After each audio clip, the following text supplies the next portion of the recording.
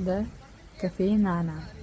الكافيه مختلف بكل المقاييس، هو كافيه اصلا في البحر، ولكن مفيش نزول للبحر زي ما انتم شايفين، هو في البحر على الشاطئ على طول، ولكن ممنوع نزول البحر.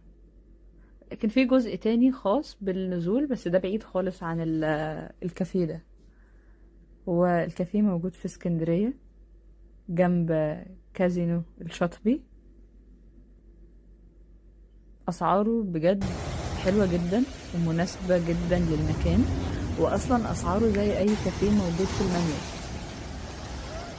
كده كده هحط المنيو في اول كومنت، وكمان هحطه في اخر الفيديو. مكان المشروبات بتاعته جميلة جدا، وبيقدموا اكل، ولكن في يعني بيكون اندور. دي سمكة كده لقيتها، انا لقيتها خارجة اصلا على الشاطئ كده، بس رميتها تاني قلت يمكن يعني تعيش، بس هي اصلا كانت ميتة خلاص.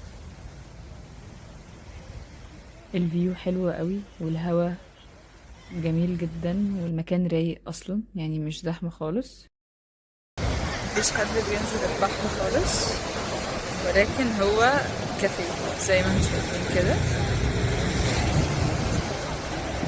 كافيه رايق جدا، ناس بس مجرد ان هي بتروح تقف كده عند البحر. وبصراحة الفيو حلو قوي والهوا جميل جدا.